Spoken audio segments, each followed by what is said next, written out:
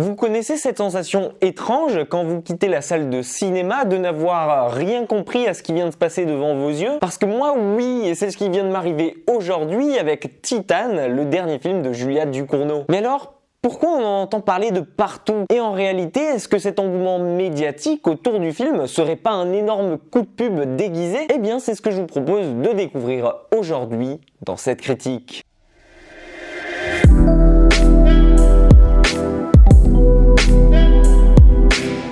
Julia Ducournau signe donc son grand retour 4 ans après Grave, un film que j'avais beaucoup aimé en 2017 et qui, pour ma part, fait toujours partie des meilleurs films d'horreur français produits à ce jour. Et vu qu'elle ne fait rien comme tout le monde, elle a décidé de revenir aujourd'hui dans les films de genre avec Titane, quelque chose de dérangeant, de gore et qui a le luxe de se payer Vincent Lindon. Et alors, si vous me connaissez ou que vous commencez à me connaître sur cette chaîne, vous savez que j'adore un petit peu tout ce qui est français. En général, je soutiens les idées qu'il y a derrière parce qu'on n'a pas l'habitude de voir ça par chez nous et que ça fait toujours plaisir d'avoir quelque chose de différent et de nouveau proposé au ciné. Mais aujourd'hui, avec Titane, c'est pas vraiment le cas et je vais vous expliquer pourquoi. Dans Titane, vous allez suivre Agathe Roussel, alias Alexia, une jeune danseuse érotique qui vit avec une particularité. En effet, suite à un accident de voiture qui est survenu pendant sa jeunesse, Alexia est un poil distante vis-à-vis du monde extérieur. Elle qui a désormais une plaque en titane dans son crâne pour protéger son cerveau, elle s'est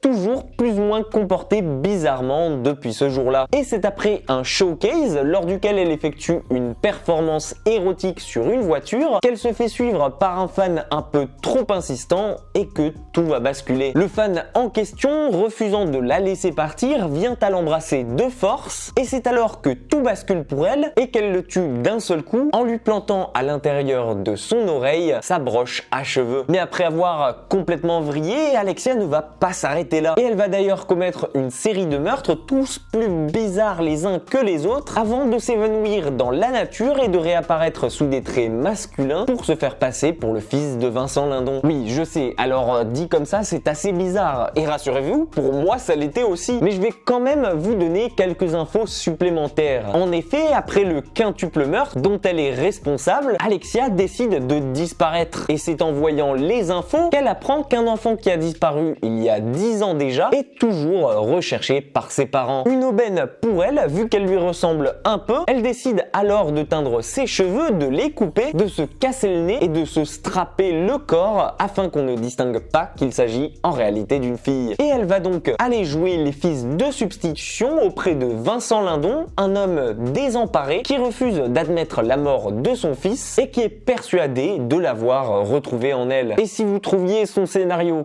complètement barré, je vous rassure, ce n'est pas juste ça qu'il l'est. Car oui, avec Titane, et comme elle nous y avait déjà habitué avec Grave, Julia Ducournau filme tout et ne censure rien. Attendez-vous donc la majeure partie du temps à voir ici quelque chose de dérangeant, de gore et bien évidemment beaucoup de sexe. Mais s'il a soi-disant fait polémique au Festival de Cannes, je vous rassure pour autant qu'on est très loin de l'envie de vomir ou même d'en être choqué à la sortie car le film réussit tout juste à nous dégoûter ou à nous mettre mal à l'aise par instant. Et c'est peut-être ça qu'a raté sa réalisatrice ici. Car oui, le film est trash et c'est ce qu'il veut puisqu'il a toujours été marketé comme un film qui allait vous retourner le cerveau ou plutôt ici l'estomac dans le but de ne pas vous laisser indifférent. Seulement voilà, à la grande différence de Grave, eh bien ici il n'y en avait peut-être pas l'utilité. Finalement, en sortant de Titane, on ne sait toujours pas où a voulu nous amener Julia Ducournau. Parce que oui, à part si ce n'est pour réaliser quelques fantasmes, le film